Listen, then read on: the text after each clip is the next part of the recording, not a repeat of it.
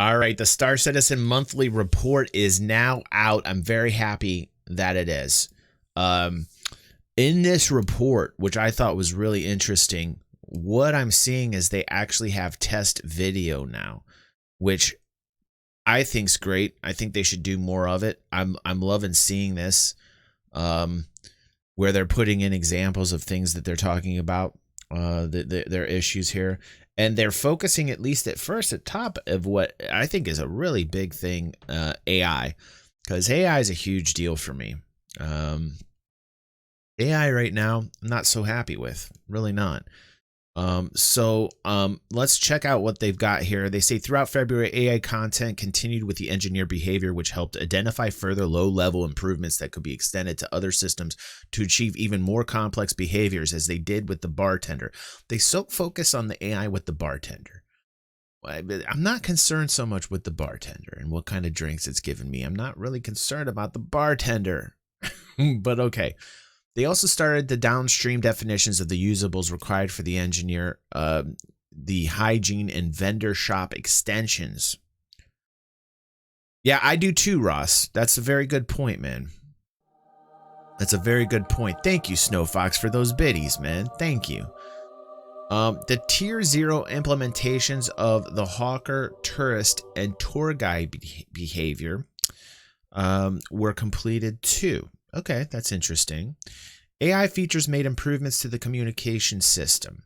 First, they enabled a selection of communication variations to be aware of the animation options set up in Mannequin. Yeah, I know the bartender can be important in terms of like interactions, so I understand. But I'm more concerned about like I guess what I'm trying to say is like FPS mechanics, AI, NPC. NPC AI involvements, battle engagements, those types of things first, more than I am just kind of like the touristy stuff, you know. I think that's where my kind of focus with AI is right now. Also, it'd be nice to see the interactions though. So it is cool that there is some like kind of updates a little bit as well. Let's see here. Secondly, they improved the low-level patrol tech code to support the customization of input parameters on the subsumption logic for each patrol vertex. To achieve this, they extended... Thank you, Vitals. Thank you so much, man. That's very nice. Thank you for those biddies, bro. Appreciate you. I can't wait for tonight, Inside Star Citizen Review. 2 streams in one day. I'm loving it.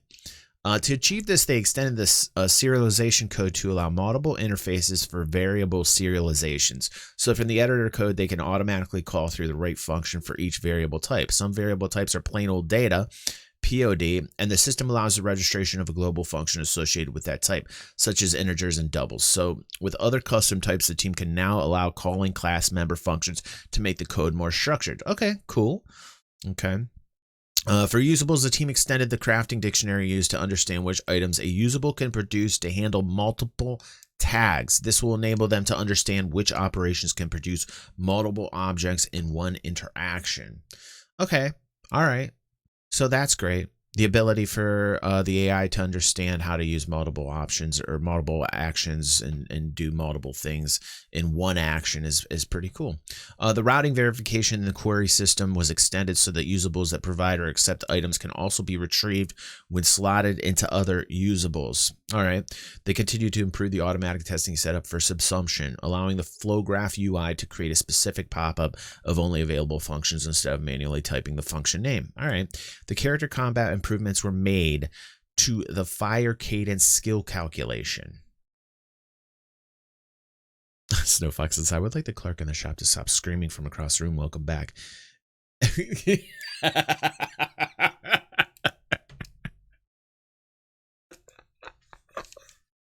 I think we all would, dude. This was initially done using a global modifier, but now uses skill formulas to ensure different character abilities influence the actual ability to use weapons. Okay, let's check it out. Let's look at it.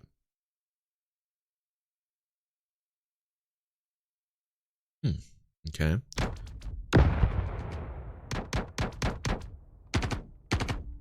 All right. All right.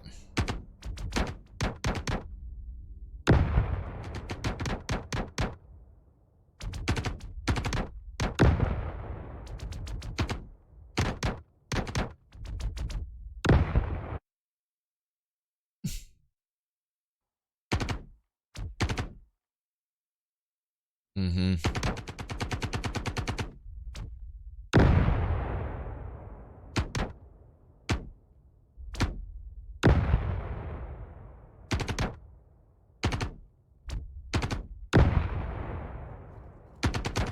I noticed that. I noticed that, dude.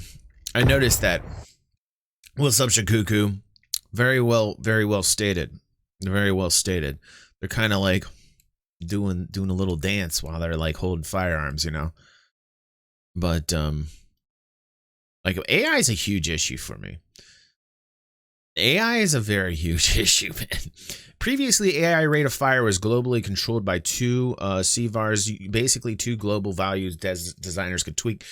We now have transformed this into a proper formula that takes into account the weapon proficiency to allow each character to have a different confidence of how many bullets to use. That's what we are watching. How quickly to press the trigger based on their traits. Is the NPC confident, a show off? So basically, 1 being like low confidence level, being not so great with the gun, 5 being amazing. You know, you better watch your ass with the gun. In on their actual ability with a specific weapon. The team are currently progressing on the subcomponent targeting, extending the targeting system to better filter entity sub-targets. Okay. This system will be shared across spaceships and characters, which is really good for in terms of like space battles, you know, and ships against one another, especially with NPC, as this is what we're talking about with AI, like the NPCs being able to sub-target like sections of your ship, like an engine, or, you know, wants to take out like perhaps like a missile turret, or, you know, something of that nature, which is great because that's what I would love to see, especially like, you know, when fighting AI, so that I feel like I'm fighting a human. So that it feels more human to me, which is my biggest gripe anytime. Like really, when it comes down to it, this is why I love PvP. I always feel like it's more of a challenge when I play an actual person than I do with an NPC and AI. And so like, if they can perfect an AI to make it feel like I'm fighting a real person, I will be very happy. I've never felt that in any game. Have never felt that in any game ever. So, you know, we're not even close to it in Star Citizen, but like I want it to get there. So like the more work they put into it, the happier I'm going to be. The team are currently progressing on subcomponents, blah, blah, blah. This system will be shared across. Okay, we said that. For example, NPCs on foot could target a ship engine. Oh, with a rocket. Okay, exactly what I said. Okay. In this test environment, you can see how ships are now able to fully focus on a specific subcomponent of another ship. In this case, one of the thrusters are blown away, and then the next one is targeted. Snowfox is agreeing with Shikuku, is saying because smart game AI is never really done because it's too good against most players. I mean, like if they could tweak it and make it a little bit more chaotic so that there was like some type of faults that the AI would make, then, you know, that would be great. Like put a little chaotic piece of code in there so that it didn't always react in a certain manner. Because I think the predictability is what the thing I don't like about AI when I fight AI in almost every game is there's a predictability to it. That, you know, if you were to shoot something in a particular order, if you were to throw a grenade, how the AI would react to that grenade, that you can expect from it. Even when programmers and developers, they try to create like alternate sequences where it would react 3 different ways or 4 different ways to a grenade, I would at least understand that there are now like a variable set, and that once I throw the grenade, that the AI is going to react 1 of 4 ways, which gives me the upper hand, which because I know what it's going to do. And when I play against a human, I never know. Which is why I find it much more challenging. In fact, a lot of times when I play against other players, if they make a mistake, sometimes them making a mistake in such a fashion is the reason why they beat me, because I don't expect that mistake. You know? Anyway, let's check it out. A ship NPC AI targeting a subcomponent. Let's check that out.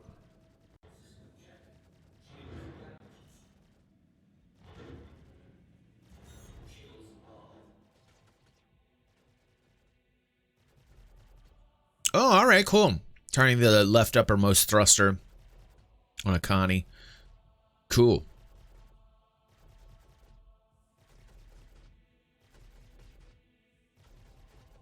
I love that they're doing this. Bravo. Keep doing this. Whoever made this decision to put these test footage videos in here, like, really well done. Love it. Keep it up.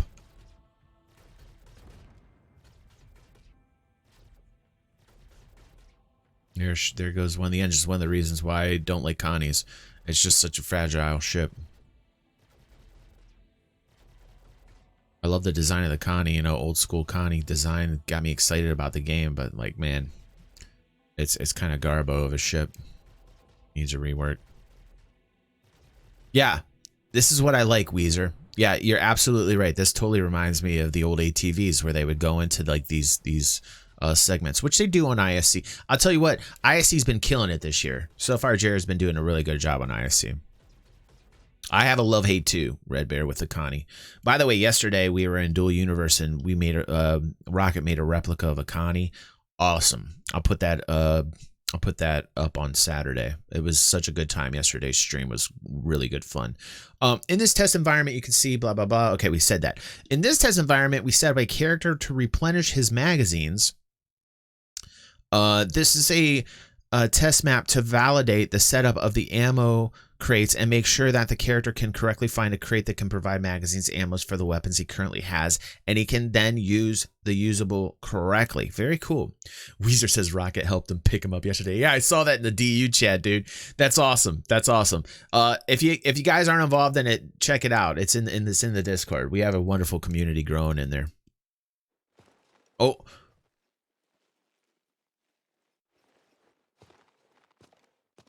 Okay. Seems much more fluid to me. I mean,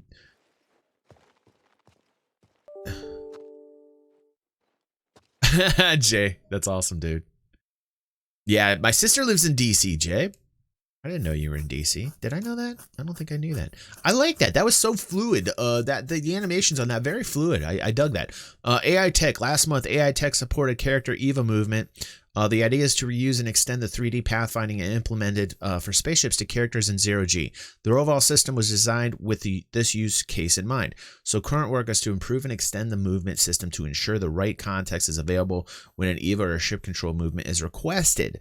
They're planning to support automatic enters and exits of ships from 0G using the usable system too. Huh. The team are currently extending the navigation system to give more context when in-game runtime regeneration requests are queued. The current system relies on physics events for regeneration, which makes it harder for the system to understand what entity type is causing a navigation mesh regeneration and what threshold can be tolerated. Yeah, ERAD agrees too. Like, I mean, for content creators, this is great. Because, you know, we can present it in such a fashion where we have visuals to help out when we go over the topics, and it's really, really, really well done. Let's see here. The team also progressed with porting the subsumption editor into the game editor to better connect the editing interface with the runtime code. This involved adding a more advanced find functionality than globally scans and finds references in subsumption data. Let's watch here.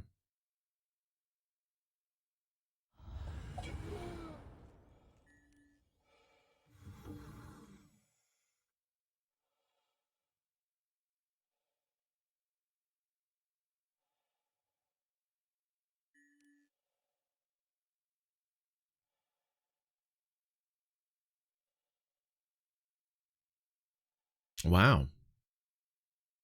What's up, Kilo? Welcome to the stream, dude. Just getting ourselves caught up on the monthly report here. Oh, cool, Jay. My mom finally got in for a Rona shot coming up Sunday, so very excited to get her started on hers, man. They're showing EVA with AI right now. EVA situations. And it looks like they're showing AI trying to basically board a Valkyrie.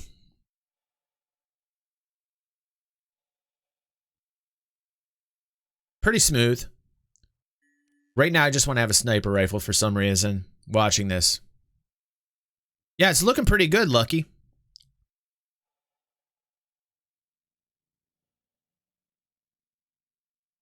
Shikuku and I agree, though. The first part where it showed the 5 NPC shooting, they were a little jittery.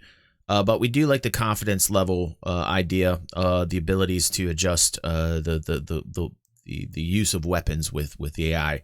So it's a good idea. 1 through 5 levels, 1 through 5. We like the confidence level, but they were just a little bit dancing around there. Not, AI is huge to us. A sniper rifle and a Pico. Yeah, dude. Hashtag skin Pico. We hate damn Picos.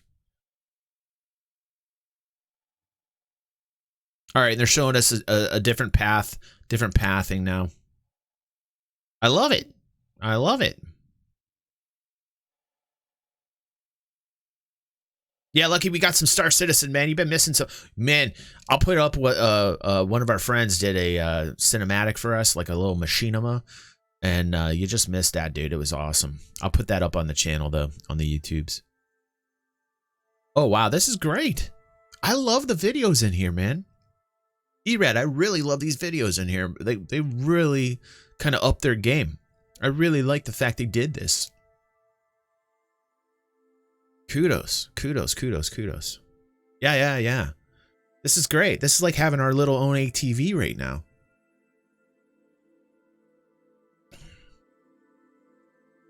Yeah. Yeah, definitely. I feel much more involved in the process, like the things that they're doing. Sick finally realized we don't read. That's what I'm here for. I'll do the reading and then I'll play the video for you, Fox. Can't wait for the pie patch. So excited about Orison on Crusader. I'm so excited. Really am.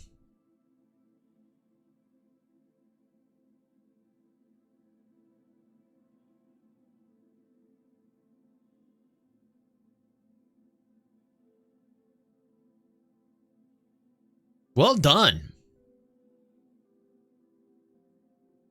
It looks fair. It looked really fluid and natural. You get into chaotic situations, though.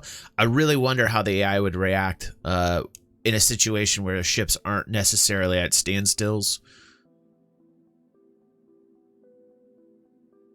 Throw a little chaos in the code, See how the AI reacts.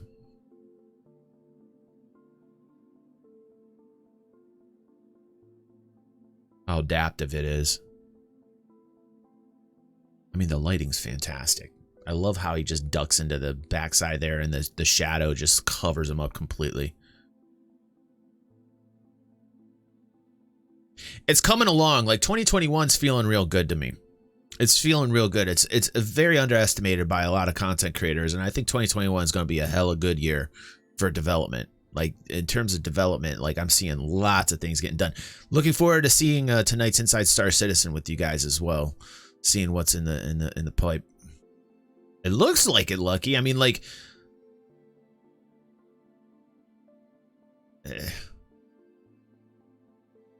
I love this. All right, so we get it.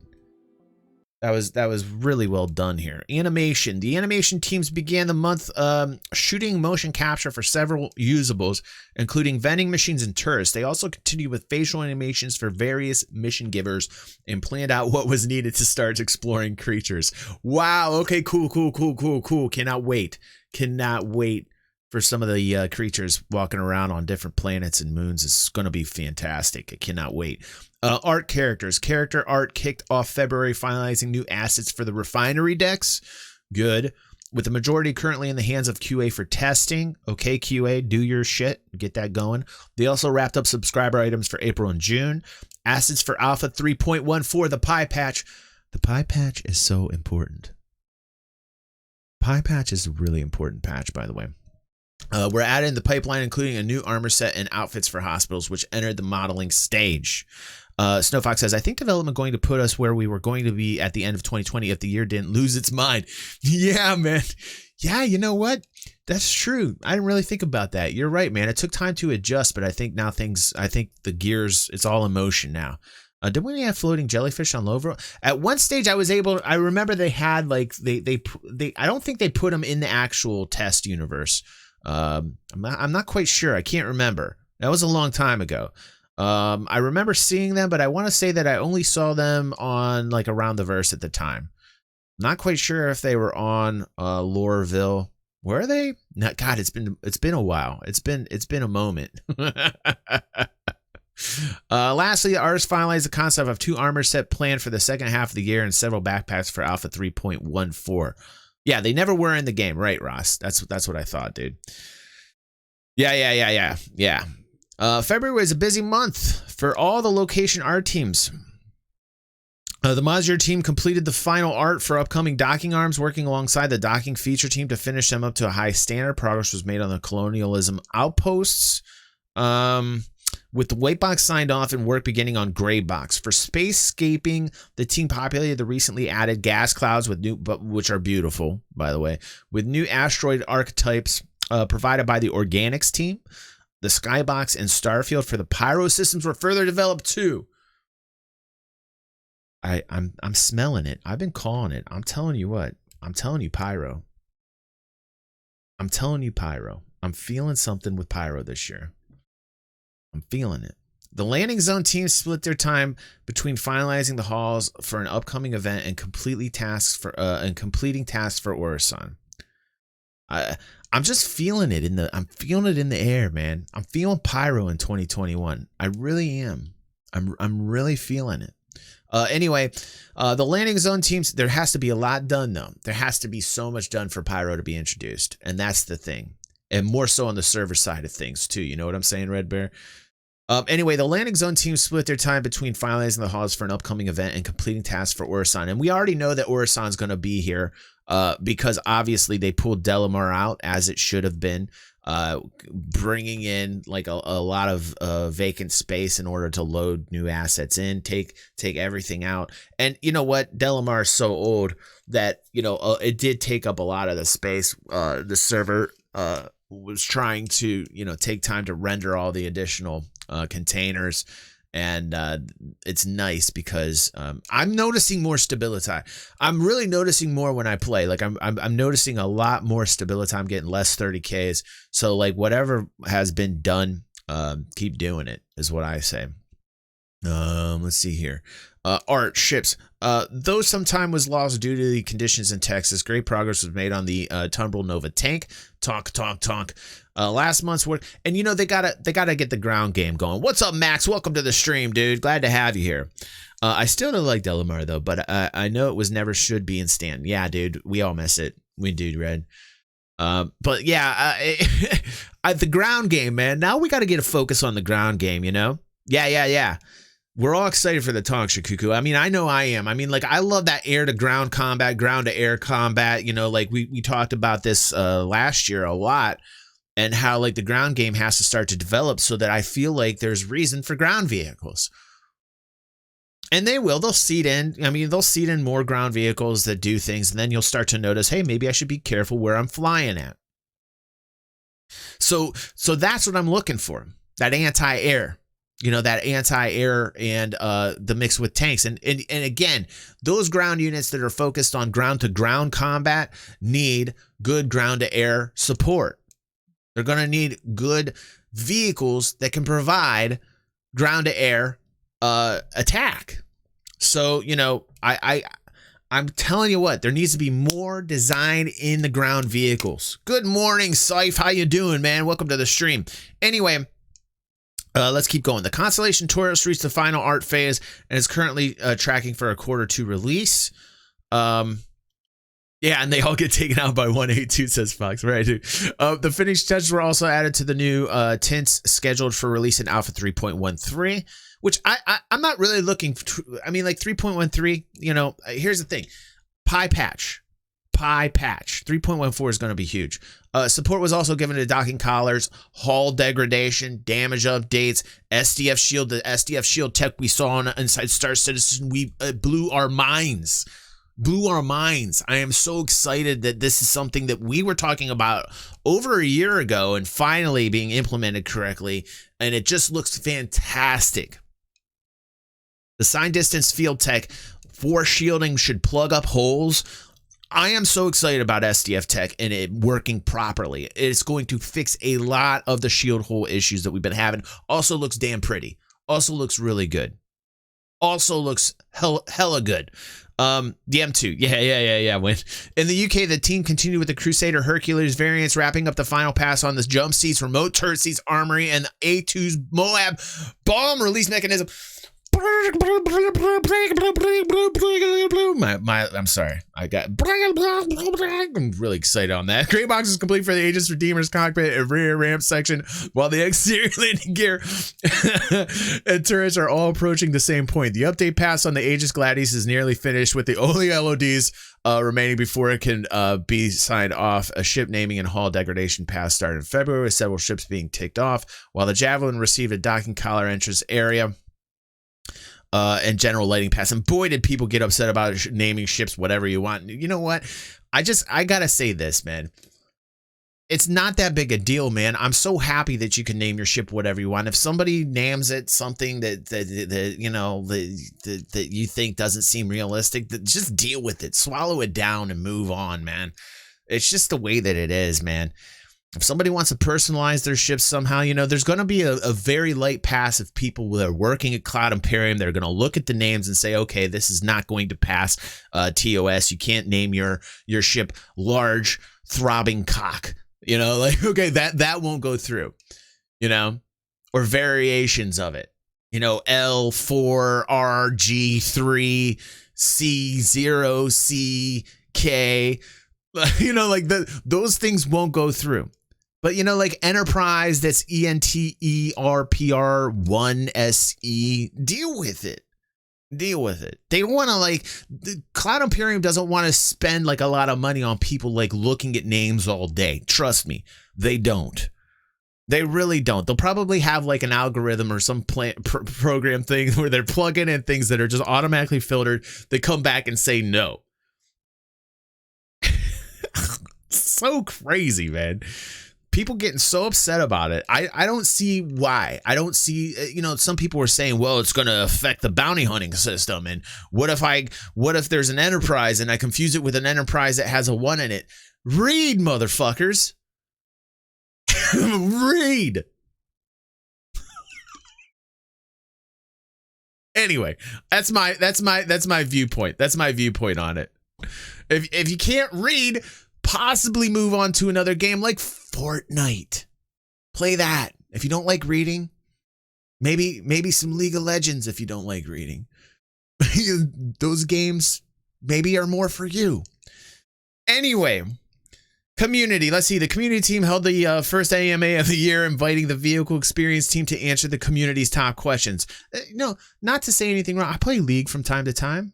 I'm not trying to offend those communities at all.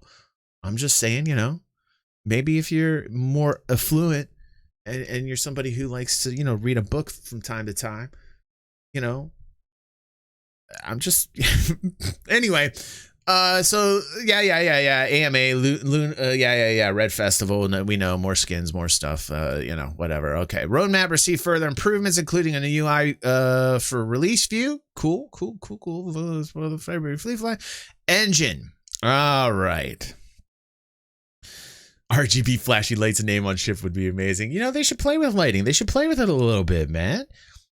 You know, we could get a little neon paint up on some ships that glows. Hell yeah, dude. Down for that. Fuck it. You know, I'll blow up a ship that has that has some shiny neon as much as I'll have one that has some rust on it. I'll blow anything up. I don't mind. You want to be flashy before I blow you up? Go for it. Go for it. In February, the physics team finished tier 1 of geometry instancing, which is the second of 3. Further optimizations include an improved way to recompute the mass distribution of rigid bodies. Yeah, you want to put a disco ball on there? Yeah, Snow Fox is right. You know it's going to cause a little bit more. Memory fragmentation related to geometry containers reduced by allocating memory for all arrays from a single contiguous block. Cool. For 0G traversal, engineering continued their joint effort with the actor features on the new passive ragdoll mode. Issues with the communication between the game code, animation system, and physics system were found and fixed.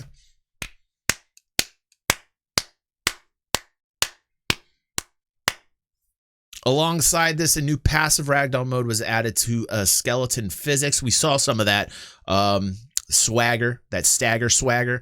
We saw some of that on the last Inside Star Citizen, so that's cool. For cooperative locomotion, and inconsistency was fixed in the dampening of engaged movables. Okay. Additional support was given to the Planetech team, who were looking to improve vegetation touch bending on shorter asset asset varieties. Okay. Time was spent improving wheeled vehicle physics. Good. It needed it. It needed it. With the team managing to get the lateral Paksheka tire model to work and further improving. Yeah, I know the good games would be able to pronounce that. I'm sorry. Improving the longitudinal model. While they fully transitioned to this, a few improvements were provided for the legacy mode. Contact handling for tanks was improved, while improvements were made to the engine and gearbox code. And it's nice to see a focus towards ground vehicles and the physics of them. That is very cool. That tells me that they might be putting more designs for ground vehicles into the works. Prototyping started on the logic for polygon cutting, which is used on physics proxy meshes, and general purpose work was started on the ISPC math library, with the first results being submitted. This will allow the team to port C++ code to ISPC more easily. A potential fix for ships becoming unresponsive after players leave the cockpit was submitted too. For the renderer work continued on the Gen 12 transition, which is more really what I want to see. I want to see more information on this. In particular, finalizing the render graphics, support for the remaining secondary vertex streams such as skinning attributes, velocity, and secondary UV streams was added. Additionally, the gather-based depth of field implementation was optimized. The shaping of volumetric clouds was completed, and a first draft is currently with the artist for prototyping and feedback. That's cool. That's cool. Okay, baby stages. In the meantime, more improvements to cloud shading and shadowing were implemented. A believable multi-scatter approximation was also added. Yeah, no, wait.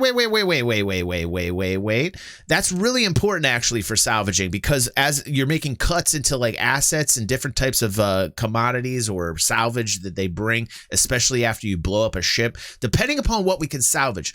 One of the reasons I'm not getting into it, Shikuku, is I'm not quite sure exactly the components that it is that we're going to be able to profit from and make money from. I would hope that we can take the entire ship and make money off of it, including the metals of the outside of the ship, which might have something to do with what we were talking about with polygon cutting right there. And I think that's what Shikuku is saying. Shikuku's like, hey, how can you not mention this? Because it's really important to salvaging. And that would be one of the reasons why it would be, is because basically you'd be able to take the outside hull of the ship and be like, and make money off of the hull, which would be wonderful, which is what I really want. What's up, Explodo? Welcome to the stream. It will also help cut your buddy out of one. Oh no, this isn't the post-mortem. This is the actual monthly report, and it's really well done. It's really well done, Max. Salvage that veg. Anyway, where are we at? Shikuku got me, but thank you, Shikuku. Thank you for mentioning that. I just didn't want to get too much into that, because then I feel like it's getting into the theory craft thing, and I don't want to do the theory craft on this video, but hey, why not? Let's do it. They showed up very briefly in one of the ICs. Yeah, I saw that. Seems to me they will designate certain areas of the ship for freeform cutting, which would be fantastic, and I would love it, which brings about really cool gameplay for salvaging. But I'm not saying anything yet until I see a little bit more on it in terms of like the information that we're getting on the asset classes and values of what it is that we can salvage from a ship. But I really hope that includes the hull, and I'm really thinking that this has direct correlation with being able to take the hull and bust it down. I mean, why else would we need the polygon cutting, right? Right. Cut these nuts on a hull, says Rossi. Yeah, I mean, like, wouldn't it be wonderful just to salvage the whole goddamn thing and make money off of a ship? I would absolutely love that. I don't think I've ever had a game where like the salvaging actually was that detailed, and boy, would I love that. Would I love that attention to detail with salvaging? You know, I think that would be great for people with reclaimers and vultures. Even to take pieces and parts of a ship and be able to use them for repairs would be freaking amazing. Like, I would love to bust down a ship for salvage and not only be able to sell it on the market, but be able to reuse it for repairs in like a crucible. That would be fantastic. Yeah. Right, Kilo. Right, dude. Kilo's on my vibe, man. Kilo's on my vibe. The engine team continued to work on the profiler, adding compatibility for hardware counters.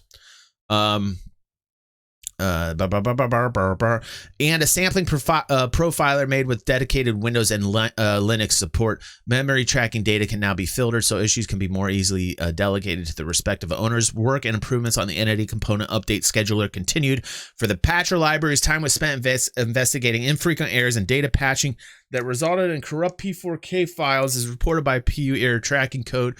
Some improvements were implemented and more will be rolled out soon. That's going to be something I think they're going to always have an issue with until they move much further on in development. I think that's going to be a regular thing. These areas received further code updates and support for animated portals was implemented. Moving forward, the team will support work on the Vulkan backend. Okay. All right. Features, characters, and weapons. Whew. It's a hell of a report.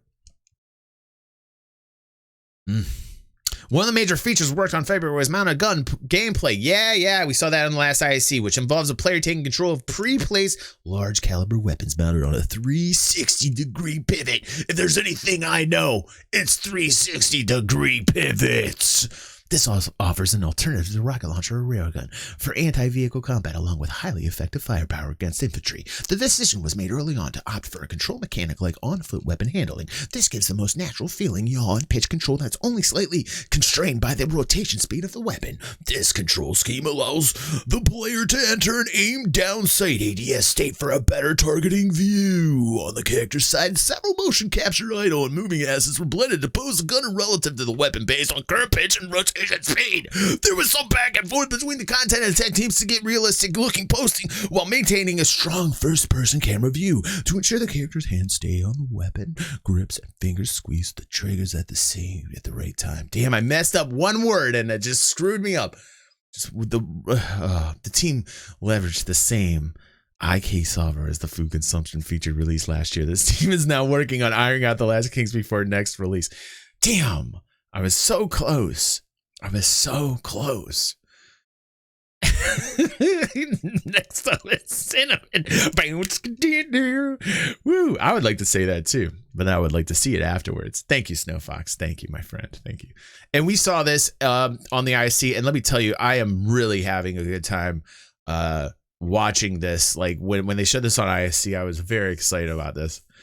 It used to be my second job, says Explodo. I like to give a smooth professional DJ kind of performance, if you will, a reading which you guys can all get off to in my ASMR voice. That's disgusting. DG, you did not have to take it there. Sorry, I'm talking to myself in third person because sometimes I just never know what I'm going to say. I don't want you to get off to my voice unless you really want to. But then I'll have to charge you. So make sure you go to my Patreon. If that's floats your boat, you're gonna have to become a patron. Just saying. On the technical side, the team looked at character avoidance, which they started by adding additional use cases for situations seen in the live environment to simplify test level. The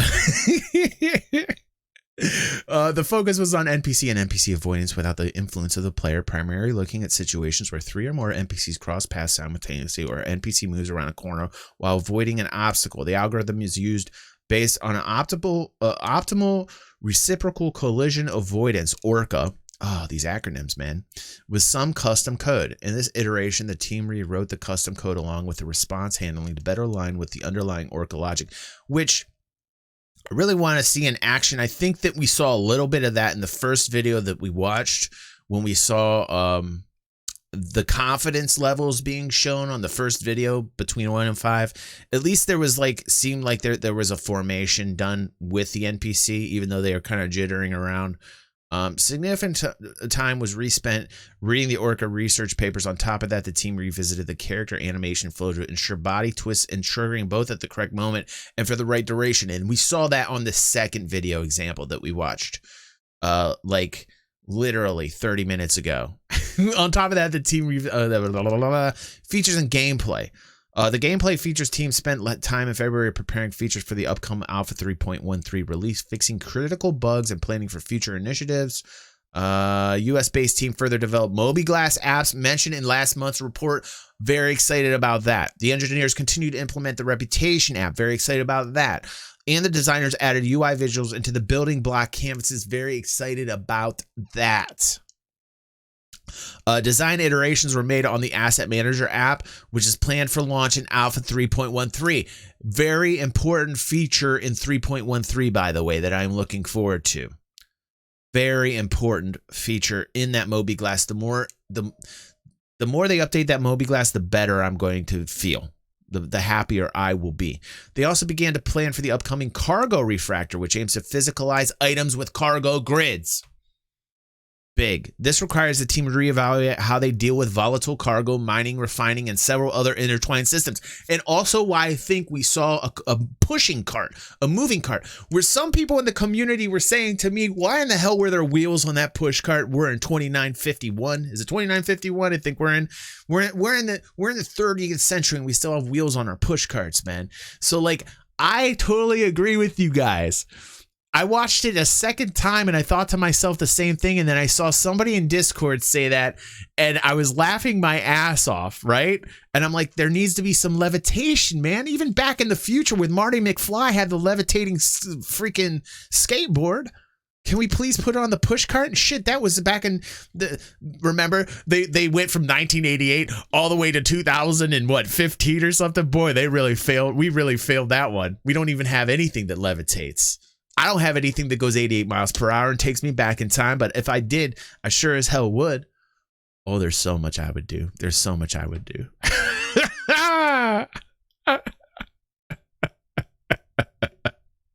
Anyway, there is so much to this, man. Hold on a second. Features, vehicles. Oh my God. We might have to do a part 2 on this because I got to go pick up Devin. Lighting improvements, graphics improvements. Last month's graphics team focused on 2 main areas: automated testing and the Gen 12 renderer. Want to see more of it.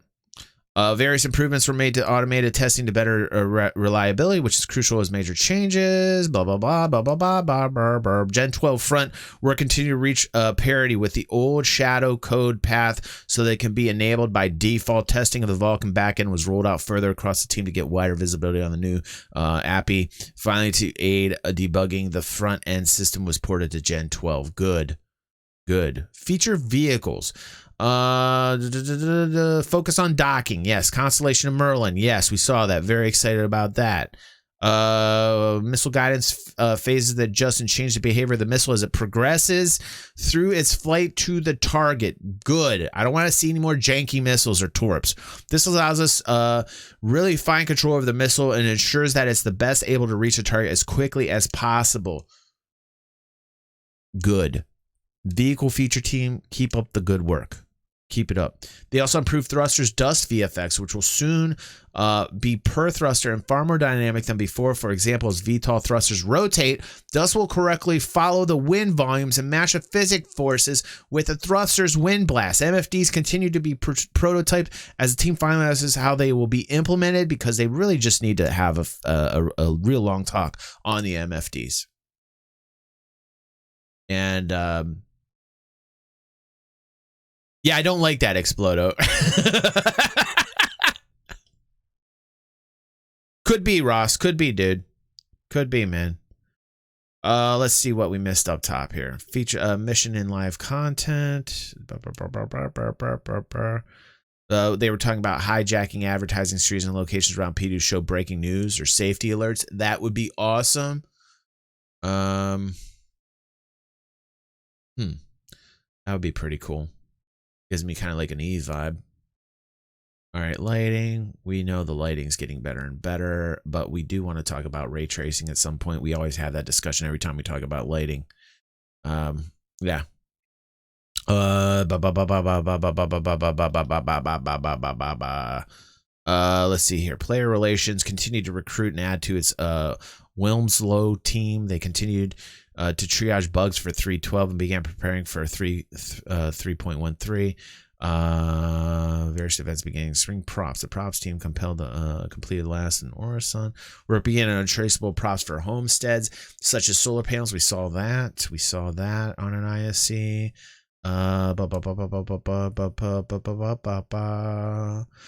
February saw tech animation cleaning up assets as a core change of the in-game engine animation pipeline and validated a large number of them. Development of the in-house animation graph toolset continued. which is going through early user testing to collate feedback and bugs for the next phase of development. The team also worked with external options for skinning decomposition and changed them into working solutions. This tool set forms the basis of the technologies that will be used to refactor a portion of the asset authoring pipeline to expedite the whole process. Turbulent, which I was really skeptical, like Turbulent taking over a lot of the planetary stuff, but then they had that test video out on the last Inside Star Citizen, and I was like, holy shit. Like, it's amazing what they've already done. They're already on the ball. Like, I couldn't even believe it. You guys were watching me during that last Inside Star Citizen, and I was like, wait a second, this is Montreal? You know? I'm skeptical as hell, dude. I'm skeptical as hell about that, Red Bear, but I'm telling you, like, what I saw in that last Inside Star Citizen where they were doing that cinematic that they had worked on but by the old, what was it? The wreck, the Javelin. The old Javelin wreck site, and how they updated it and the testing they'd done was actually really well done. Yeah. I mean, like, there needs to be a revamp of VoIP, absolutely. And yeah, like, there's nothing like super special about the site, you know. But wow, like the work that they did, which is their new responsibility, which is basically like the planetary side of things, I was actually like, wow, good for them. You know? Yeah, I'm not convinced either. Like, you guys know what I think about that. You know, like I'm on the same page as you guys. I really am. But, you know, I think it was a good move for Jared to put them and showcase them in that Inside Star Citizen. I actually think that was a small a win for him. Is it Quebec? Is it Quebec or yeah, Quebec. Yeah. Montreal in Quebec. Yeah, it's geography lesson. Little geography lesson in the morning. Little geography lesson in the morning. Anyway, looking good.